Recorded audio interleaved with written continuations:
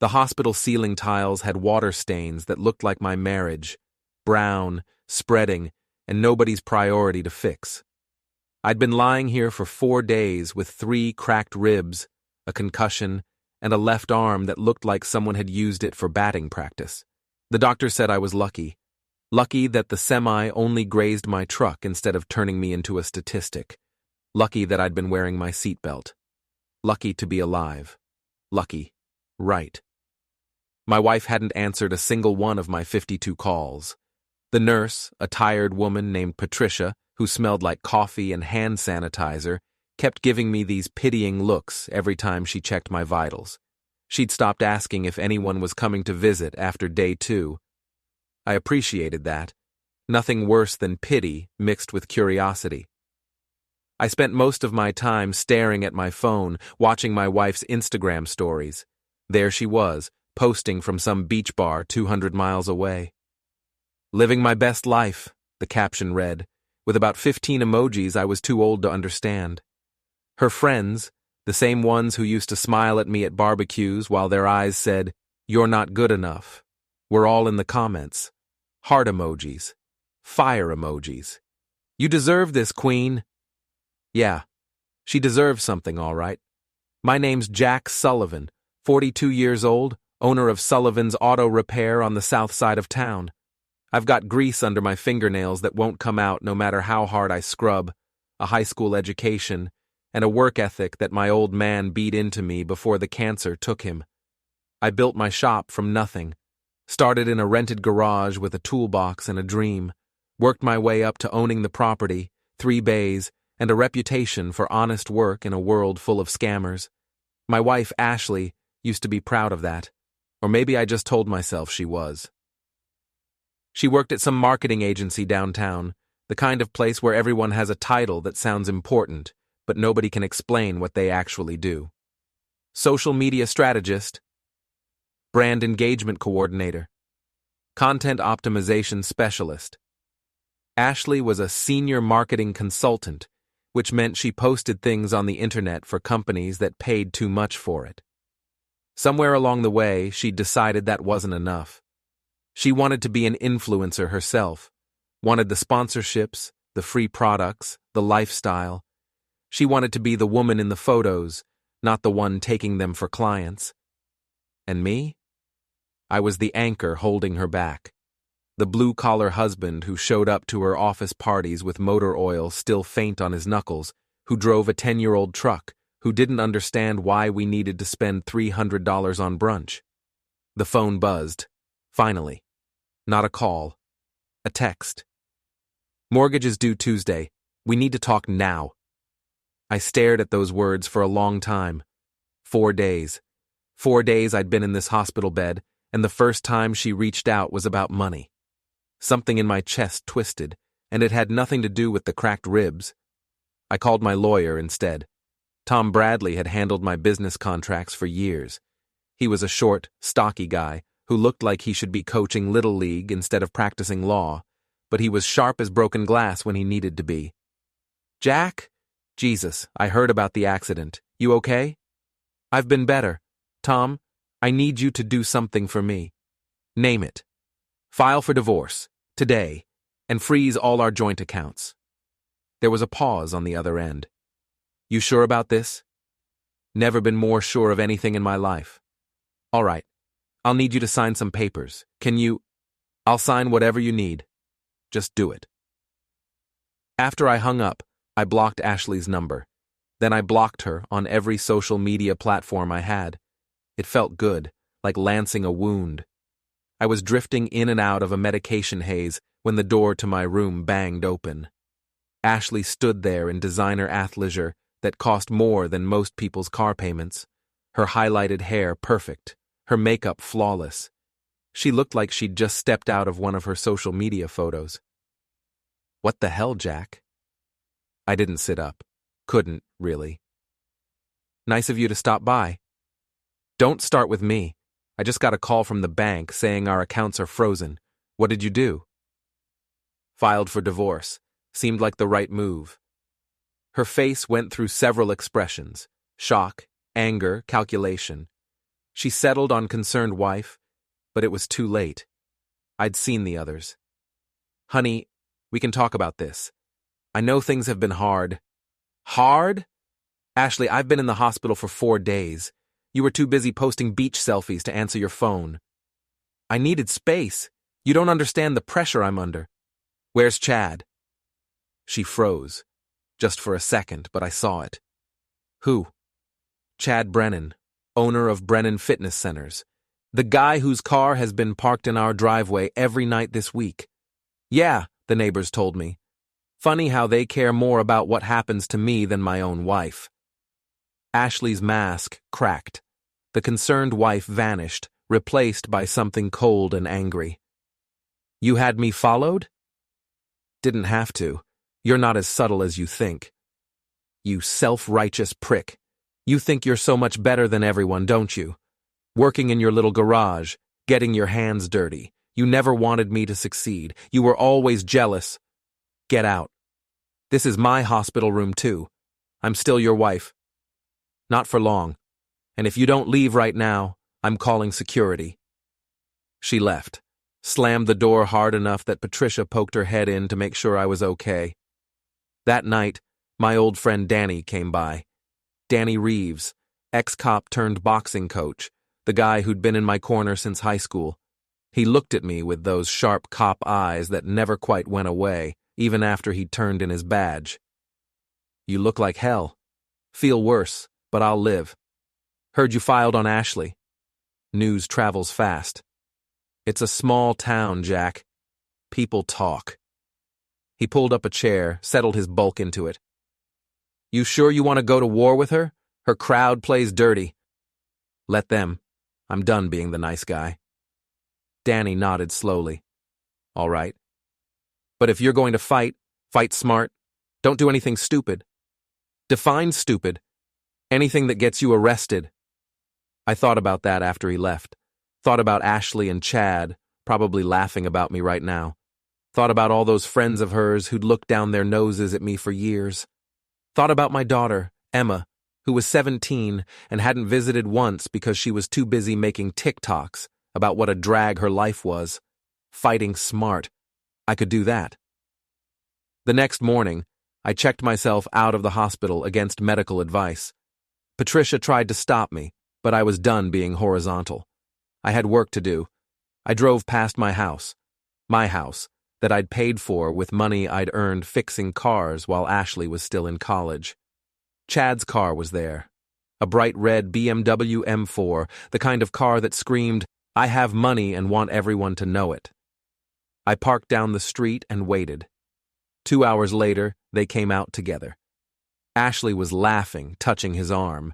He was everything I wasn't.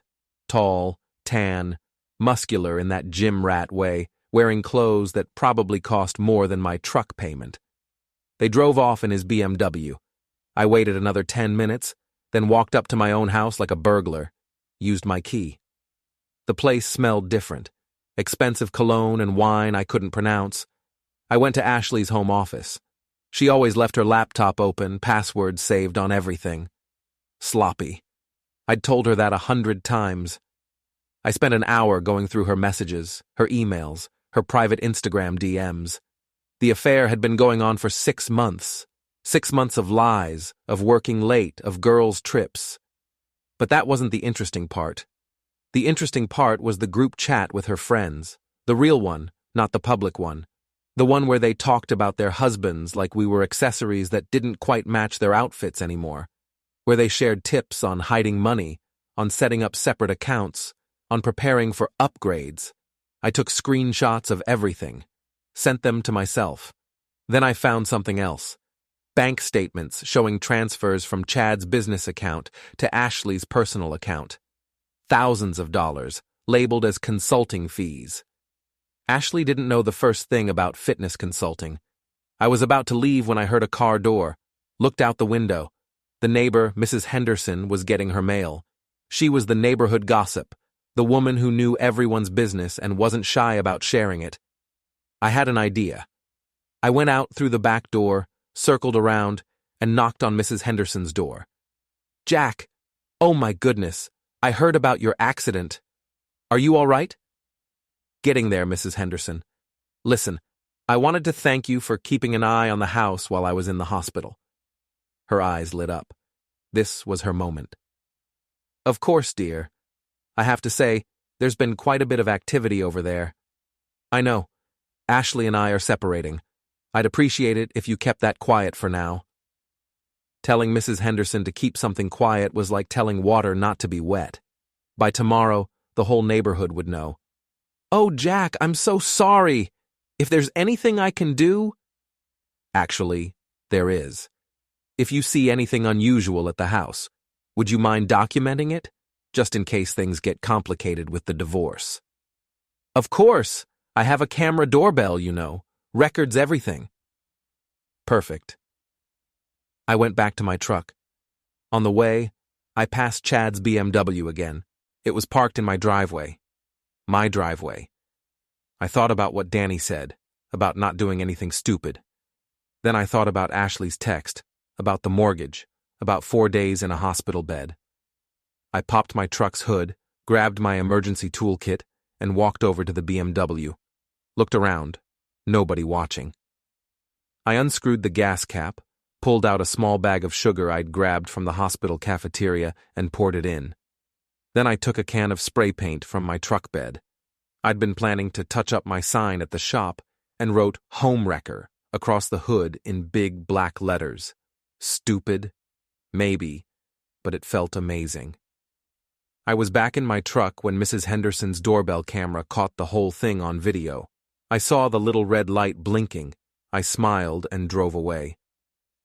By the next morning, the video was everywhere. Mrs. Henderson had posted it to the neighborhood Facebook group with a caption that was pure gasoline on fire. Vandalism on our street. Has anyone else seen this man? She'd tagged the local police department, the neighborhood watch, and about 30 other people. The comments were gold. That's Jack Sullivan. Isn't that Ashley Sullivan's husband? I heard he just got out of the hospital. Why is Chad Brennan's car at their house? OMG, are they having an affair? I watched it unfold from my new apartment, a studio above my auto shop that I'd been using for storage. It wasn't much, but it had a bed, a bathroom, and no memories of Ashley. Good enough. My phone was blowing up with calls from numbers I didn't recognize. I ignored them all, except one. Jack, it's Tom. We need to talk. Morning, counselor. The police want to talk to you about vandalism charges. Chad Brennan filed a report. Of course he did. This isn't funny. You can't just destroy people's property. I didn't destroy it. I decorated it, and it was parked in my driveway. Tom sighed. That's not a legal defense. Look, I can probably get this knocked down to a fine and restitution, but you need to stop. No more stunts.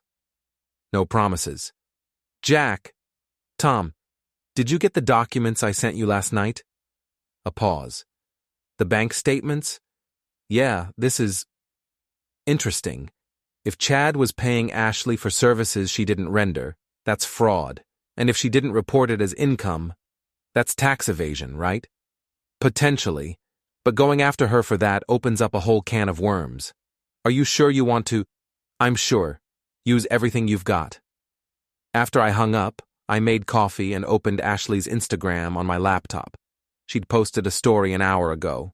A photo of her and Chad at some expensive brunch place, both of them smiling. The caption read, "Grateful for people who support me through difficult times. Blessed jak new beginnings. Choose happiness." The comments were different than usual. Mixed. You're so brave. Wait, aren't you still married? Is this the guy from the video? Homewrecker is right, LOL. I screenshotted the post and sent it to Tom with a message, evidence of affair, timestamp it. Then I did something I'd been planning since yesterday. I created a fake Instagram account, a woman's account, generic name, stolen photos from some European models page. I requested to follow Ashley's private account and all her friends' private accounts. Within an hour, 3 of them accepted, including Ashley. People are so stupid about social media. I spent the morning going through their private posts and stories. It was a gold mine. Ashley complaining about me, her friends encouraging her to trade up, photos from trips I'd thought were work conferences, screenshots of Tinder conversations. But the best part was the group chat screenshots one of them had posted as a joke. The full conversation about their husbands, including names, including details, including plans. I downloaded everything. Then I sent it all to my daughter. Emma called me 30 seconds later. "Dad, what is this?" "The truth. Your mother's been lying to both of us. This is... She said you were controlling, that you didn't want her to be happy. I wanted her to be honest. There's a difference." Silence on the other end. Then, "I need to think." "Take your time, kiddo. I'm not going anywhere." That afternoon, I got a visit at the shop. Ashley's boss, a woman named Jennifer Park, who ran the marketing agency. She was in her 50s, professional, no nonsense. "Mr. Sullivan, do you have a moment?" "Depends. Are you here to yell at me?" "No. I'm here because I received an anonymous email this morning with some concerning information about Ashley's work attendance." I wiped my hands on a rag. "That's so." The email included detailed logs of days she claimed to be at client meetings but was actually elsewhere, with timestamps and photos. She looked at me carefully. "You wouldn't know anything about that, would you?" "Can't say I do." "Right. Well, I wanted you to know that we take timecard fraud seriously.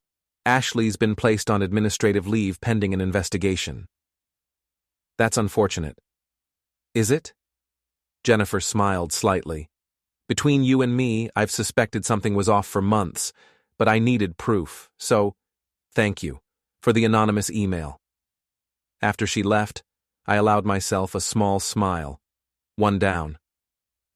That evening, Emma showed up at the shop. She looked tired, her eyes red from crying. "Can we talk?" "Always." We sat in my office, a cramped room that smelled like coffee and WD-40.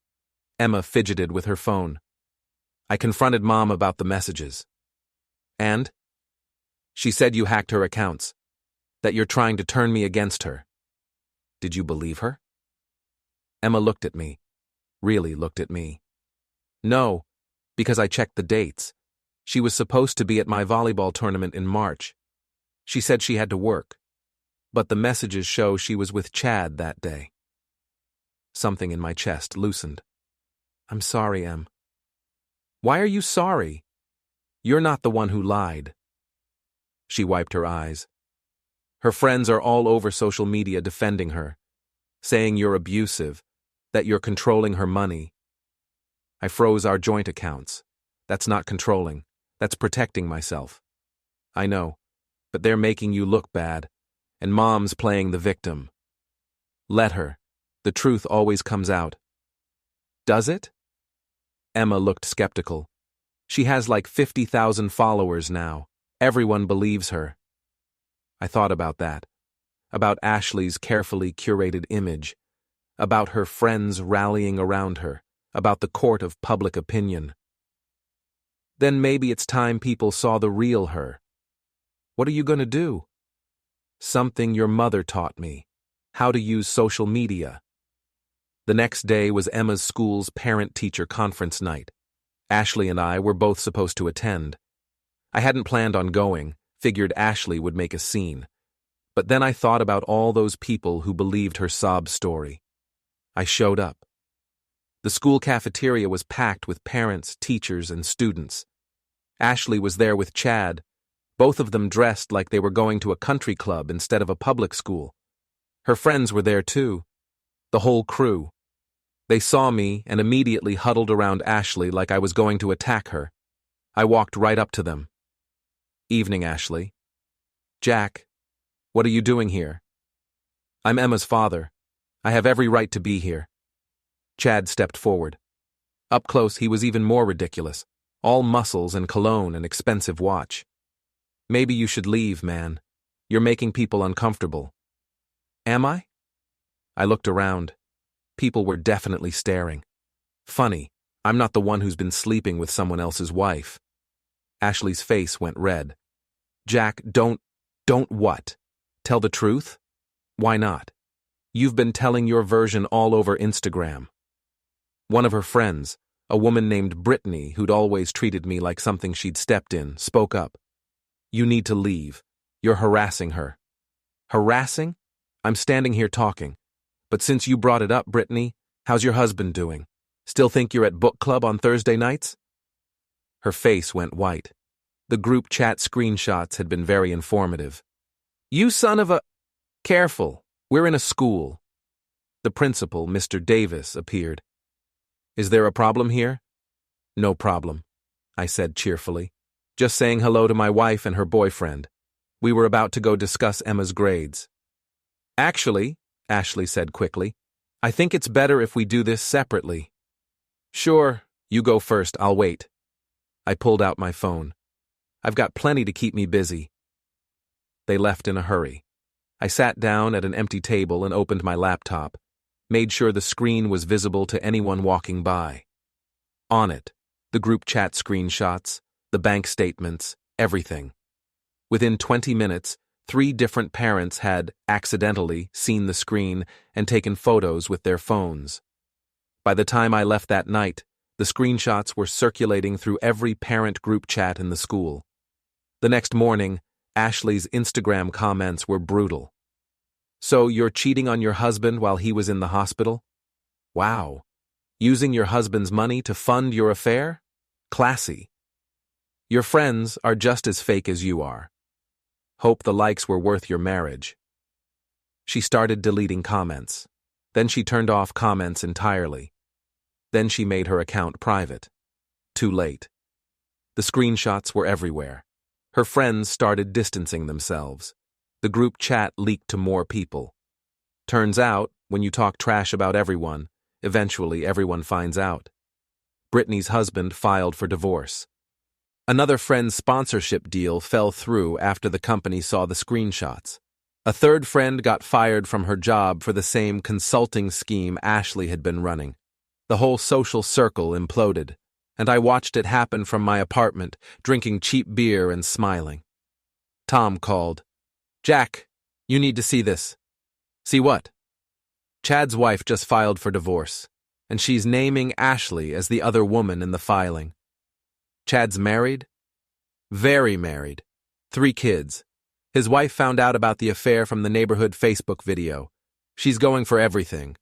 The house, the business, full custody, and she wants Ashley to testify in the divorce proceedings. I laughed. Actually laughed. This keeps getting better. There's more. Ashley's company fired her. The investigation found over $50,000 in fraudulent billing. They're considering pressing charges. Are they? Jack, if they do, and if this goes to trial, you'll probably be called as a witness. Are you prepared for that? Absolutely. Good, because Ashley's lawyer called me this morning. She wants to settle the divorce quickly and quietly. No. No? I want this to go to court. I want everything on the record. Every lie, every affair, every dollar she stole. I want the judge to see exactly who she is. Tom was quiet for a moment. All right, but it's going to get ugly. Good. I'm done playing nice. The divorce proceedings were scheduled for 6 weeks out. In the meantime, Ashley was unraveling. Her Instagram followers were dropping by the hundreds. The influencer deals she'd been so proud of vanished overnight. Her friends, the ones who hadn't been caught up in the scandal themselves, wanted nothing to do with her. Even Chad had disappeared, probably on the advice of his lawyer. She moved into a cheap apartment on the east side of town. I knew because Emma told me. My daughter had been staying with me most nights, sleeping on the couch in my studio apartment. She'd stopped posting on social media entirely. Mom keeps calling me, Emma said one night. She wants me to testify that you were abusive. Were you? No, never. She looked at me. Why is she doing this? Because she's desperate, and desperate people do stupid things. Her lawyer keeps sending me messages on Instagram, saying I need to support my mother. Block them. That's harassment. Emma nodded but looked troubled. Dad, some of Mom's friends are saying you're the one who leaked all those messages, that you're trying to destroy her life. I didn't have to destroy her life. She did that herself. I just made sure people knew about it. Is there a difference? Good question. Yeah, there is. Your mother made choices. She chose to cheat. She chose to lie. She chose to steal money from her company. I just chose not to cover for her anymore. Some people are saying you're worse than she is. Some people are idiots. But it bothered me more than I wanted to admit. The narrative was shifting. Ashley was becoming the victim again, the woman whose vindictive husband had destroyed her career and reputation. Her remaining friends were rallying, posting supportive messages, talking about toxic masculinity and financial abuse. I needed to change the narrative again. The opportunity came sooner than expected. Ashley's friend group was hosting a party, some kind of empowerment event at a rented loft downtown. It was all over social media. Women supporting women with a bunch of hashtags. The guest list was every one of Ashley's remaining friends, plus some local influencers and small business owners. And it was open to the public. I bought a ticket. Danny tried to talk me out of it. Jack, this is a bad idea. You're walking into enemy territory. I know. They're going to tear you apart. Let them try. I'm coming with you. Danny. Non-negotiable. If you're going to do something stupid, at least have backup. The loft was packed when we arrived. Expensive decorations, catered food, a professional photographer. Ashley was there, playing hostess, wearing a dress that probably cost more than my truck payment. She saw me and froze. The room got very quiet. Jack, she said, her voice tight. You're not welcome here. Really? I bought a ticket. This is a public event. It's a private party. Then why did you sell tickets online? I pulled out my phone, showed her the receipt. Says right here, open to all supporters. Brittany appeared at Ashley's side. You need to leave, now. Or what? You'll call the cops? Go ahead. I haven't done anything illegal, unlike some people here. The photographer was taking pictures. I smiled at the camera. Chad emerged from the crowd. He'd been laying low since his wife filed for divorce, but apparently he couldn't resist showing up to support Ashley. Dude, seriously, don't make this harder than it has to be. Harder? I looked at him. You slept with my wife while I was in the hospital. You funneled money to her through fake consulting contracts. Your wife is taking everything you own. And I'm the one making things hard? That's between me and Ashley. It's got nothing to do with you. I laughed. Nothing to do with me? She's still my wife, you idiot. Not for long. You're right about that. I turned to the crowd. Everyone was watching now, phones out, recording. Perfect. You know what the funny thing is? Ashley told me she wanted to be an influencer, wanted to be famous, wanted everyone to see her living her best life. Jack, stop. Ashley's voice was shaking. Well, congratulations, honey. You're famous now. Everyone's seen the real you, the liar, the cheat, the fraud. You wanted people to pay attention to you, and now they are. How's it feel?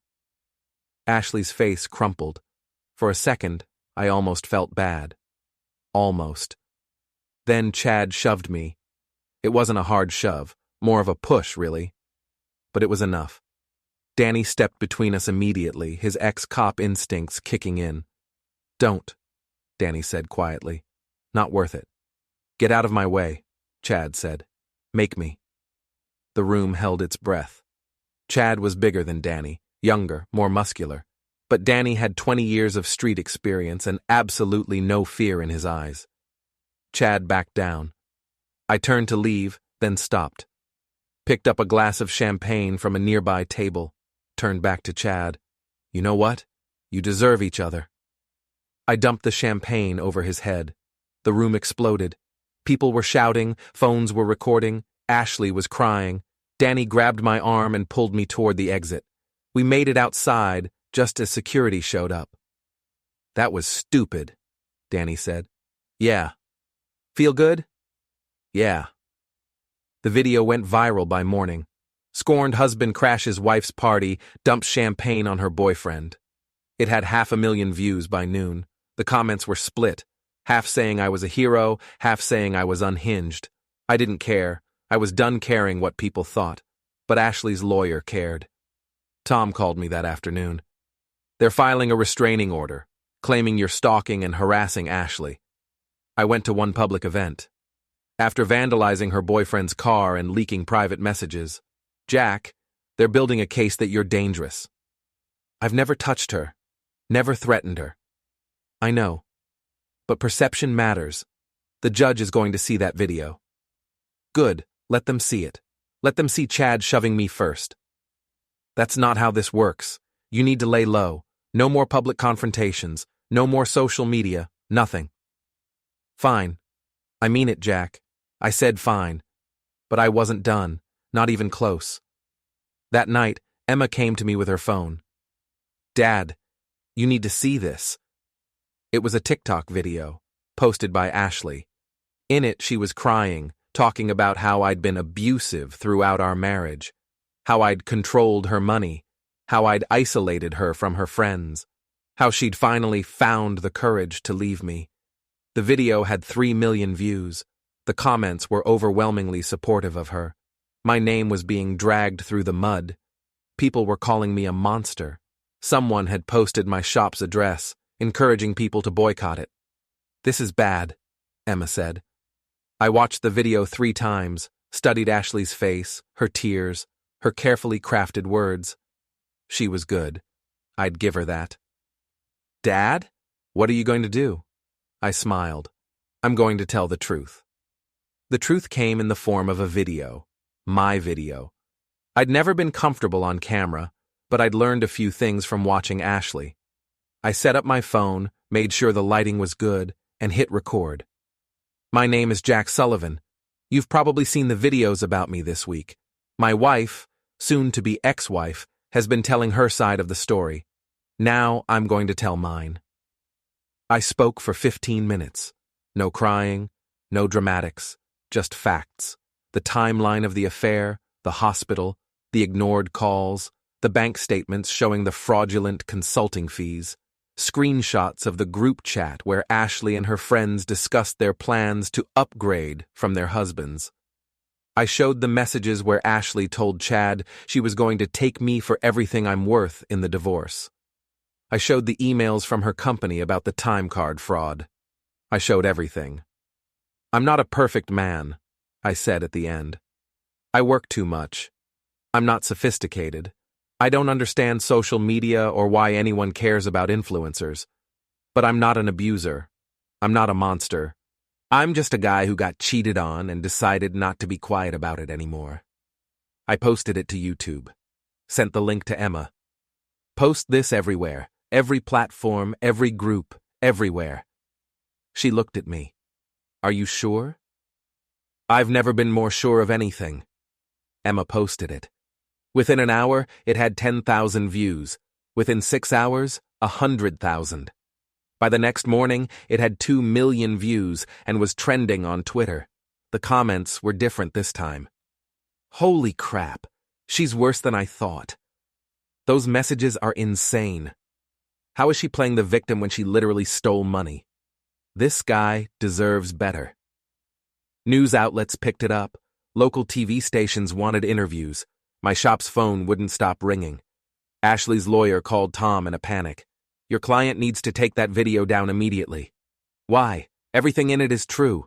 It's defamatory. It's documented evidence. Every screenshot, every message, every bank statement is real. If Ashley wants to claim it's defamation, she can sue, but that would require her to testify under oath that those messages aren't real. Is she prepared to do that? Silence on the other end. That's what I thought, Tom said. But the best part came 3 days later. Emma showed me another video. This one wasn't from Ashley. It was from Melissa Grant, Ashley's best friend since college. The woman who'd been at every birthday party, every girl's trip, every important moment in Ashley's life. In the video, Melissa was sitting in what looked like an expensive apartment, perfectly lit, perfectly composed. "I need to come clean about something," she said. "About Ashley Sullivan, about Jack, about all of it. Ashley and I have been more than friends for the past 2 years. We've been together, romantically. The affair with Chad Brennan? That was a cover. A way to keep people from asking questions about why Ashley and I spent so much time together. Chad knew. He was paid to play along. That's what those consulting fees were really for." Emma gasped. I couldn't move. "But it's more than that," Melissa continued. "This whole thing, the divorce, the public drama, it was my idea. See, Jack fired me from his auto shop 3 years ago. I was stealing from the register, small amounts at first, then more. He caught me, fired me, and threatened to press charges if I didn't pay it back. I paid it back, but I never forgot." She smiled. It was cold. "So I befriended Ashley, got close to her, made her think she deserved better than Jack, introduced her to Chad, helped her set up the fake consulting business, encouraged her to document everything as if Jack was abusive. The plan was to destroy his reputation, take everything in the divorce, and leave him with nothing. My hands were shaking. But Jack fought back harder than I expected, and Ashley got sloppy. The group chats leaked. The company found out about the fraud. Everything fell apart. And now Ashley's threatening to throw me under the bus to save herself. So I'm doing this first. Ashley, if you're watching this, I have copies of everything. Every message, every plan, every lie. If you try to blame me, I'll bury you." The video ended. Emma and I stared at each other. "Holy shit," she whispered. I called Tom. "Did you see?" "I saw. Jack, this changes everything. This is conspiracy. This is fraud. This is over. I want them both prosecuted. The DA will need to. I don't care what the DA needs. I want them in court. I want them on record. I want everyone to know what they did." There was a pause. "All right, I'll make some calls." The next week was chaos. Melissa's video went even more viral than mine. News outlets were calling it the most dramatic divorce story of the year. Ashley and Melissa were both being investigated for fraud. Chad was facing charges for his role in the scheme. And I was vindicated. The restraining order was dropped. Ashley's lawyer withdrew from the case. Her remaining friends abandoned her entirely. But I wasn't satisfied. Not yet. I called Ashley. She answered on the first ring. "What do you want, Jack?" "To talk, face to face, one last time." "Why would I do that?" "Because if you don't, I'm giving every piece of evidence I have to the DA, every message, every bank statement, every plan you and Melissa made, and I'll testify at your trial." Silence. "Where?" she finally asked. "The Lakeside Rec Center, tomorrow at noon. Bring Melissa, bring Chad. Let's all put our cards on the table." "This is a trap." "Probably, but you don't have a choice." She hung up. Danny looked at me like I was crazy. "What are you doing?" "Ending this." "By confronting all of them at once?" "Jack, that's necessary. I need to see their faces. I need them to know they lost." "And then what?" "And then I move on." The rec center was empty when I arrived. I'd reserved the main room, told them I needed it for a private meeting. I set up my phone on a tripod, made sure it was recording. Hidden, but recording. They showed up together, Ashley, Melissa, and Chad. They looked like they'd been through a war. Ashley's hair wasn't perfect anymore. Melissa's expensive clothes looked wrinkled. Chad just looked scared. "All right, Jack," Ashley said. "We're here. What do you want?" "I want you to admit it. All of it. On record." "We're not admitting anything," Melissa said. "Then I guess we're done here." I pulled out my phone. "I'll just call the DA." "Wait." Ashley held up her hand. "What do you want to hear?" "The truth. That you cheated. That you lied. That you and Melissa planned this whole thing to destroy me. And if we admit it, then I'll consider not pressing charges." Melissa laughed. "You're lying." "Maybe. But you're out of options. The evidence is overwhelming. You're going to trial either way. This is your chance to control the narrative one last time." They looked at each other. Some silent communication passed between them. "Fine," Ashley said. "Yes, I cheated. Yes, Melissa and I were together. Yes, we planned to take you for everything. Happy?" "Ecstatic." "Chad?" He looked miserable. "I was just trying to help Ashley. I didn't know it would—" "You took money to pretend to have an affair with a married woman. Save the innocent act." "What do you want from us?" Melissa asked. "I want you to know that you failed. You tried to destroy me, and instead you destroyed yourselves. Ashley, you lost your job, your reputation, your friends. Melissa, you're facing fraud charges. Chad, your wife took everything. You all lost. And you won?" Ashley's voice was bitter. "Look at you, Jack. You're living in a studio apartment above your garage. You spend your days covered in grease. You're alone. We all lost." "Maybe, but I can sleep at night." "Congratulations. You want a medal?" "No, I want you out of my life." I turned to leave. Ashley grabbed my arm. "Jack, wait. We can still work this out. We can—" I pulled my arm away.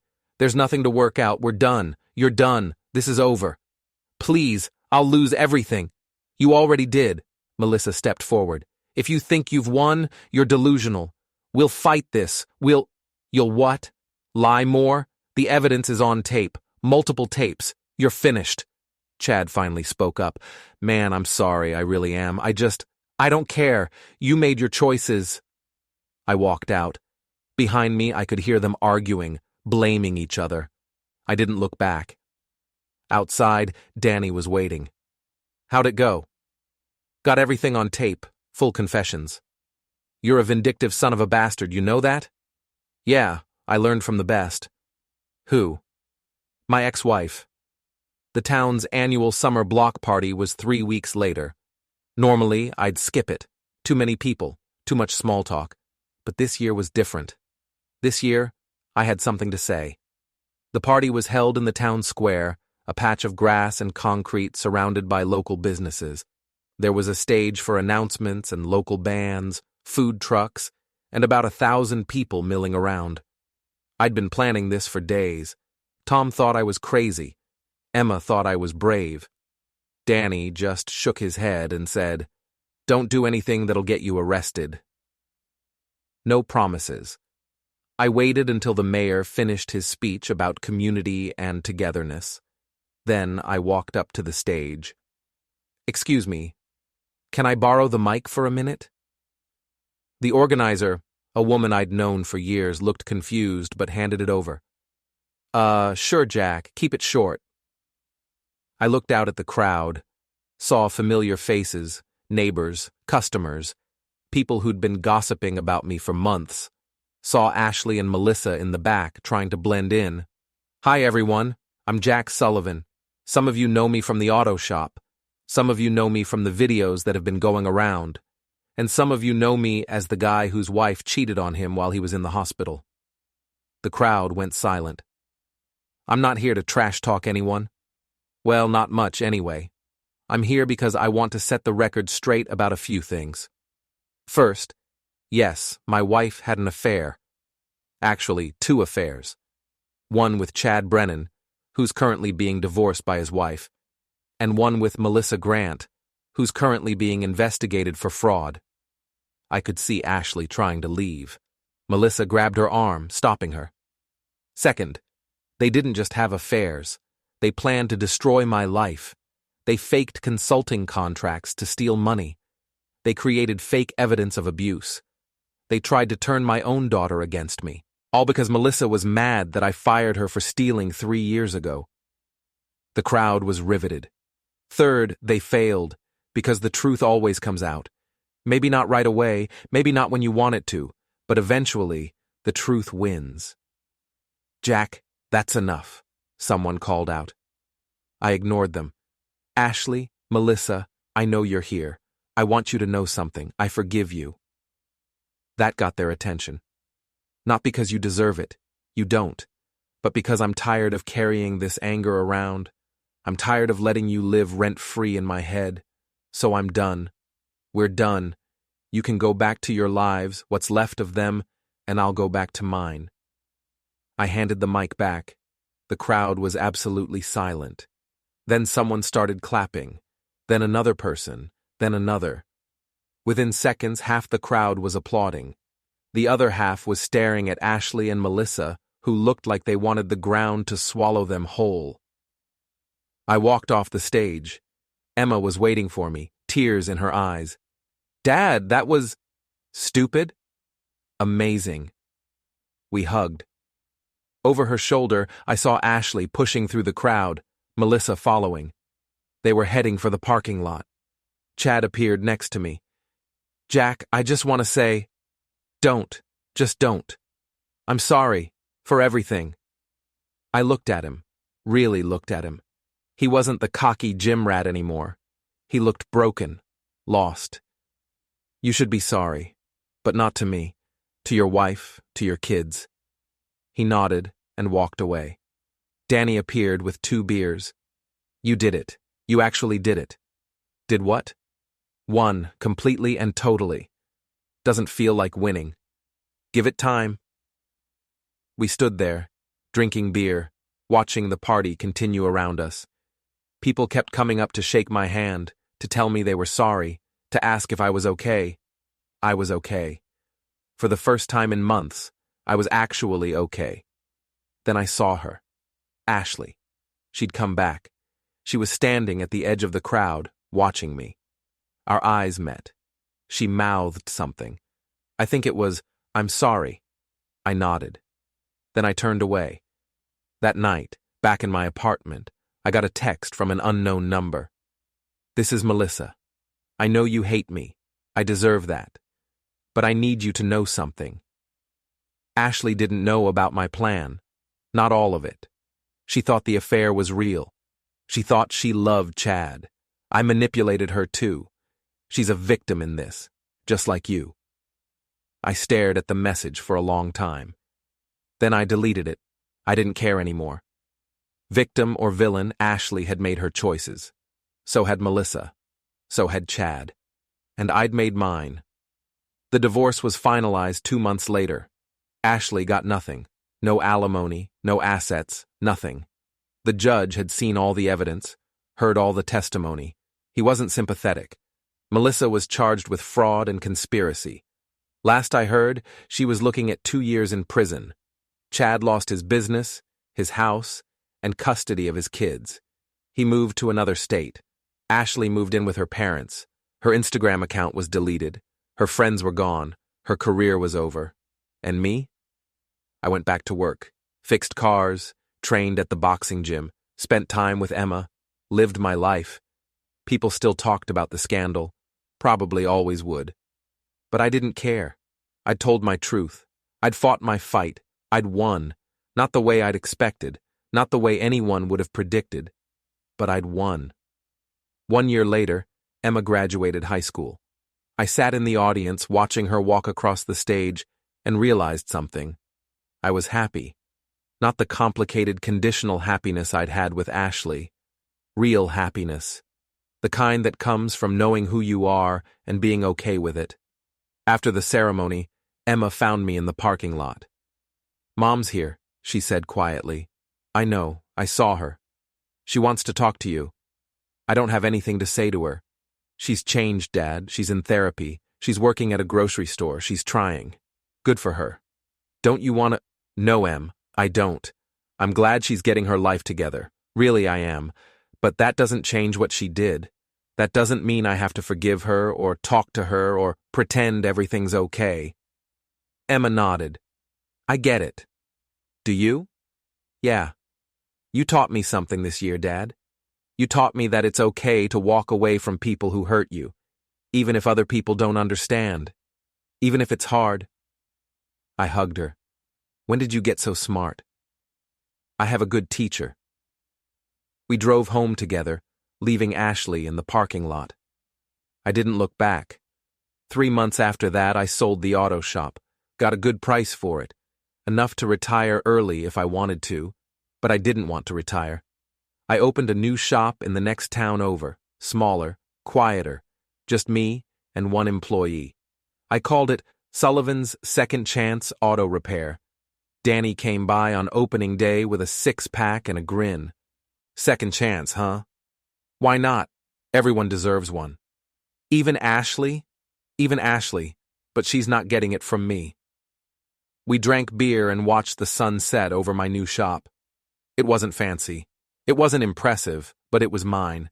Built with my own hands, my own money, my own choices. No lies, no cheating, no betrayal. Just me, my work, and my life. And that was enough. 6 months later, I met someone. Her name was Rachel. She was a teacher, divorced, with 2 kids of her own. She didn't care that I was a mechanic, didn't care about my past, didn't care about the scandal. She just cared about me. We took it slow, no rush, no drama, just 2 people who'd been through hell and came out the other side. On our 3rd date, she asked about Ashley. Do you still love her? No. Do you hate her? No. I don't feel anything for her anymore. She's just someone I used to know. Rachel smiled. Good. Because I don't date men who are still hung up on their exes. Fair enough. We're still together, taking it day by day, building something real. Emma's in college now, studying business. She wants to open her own company someday. I told her I'd help however I could. She doesn't talk to Ashley much. I don't ask about it. That's between them. As for Ashley, Melissa, and Chad, I have no idea where they are or what they're doing. I don't check their social media. I don't ask around. I don't care. They're part of my past, and I'm done living in the past. I'm living in the present, building a future, being happy, and that's the best revenge of all.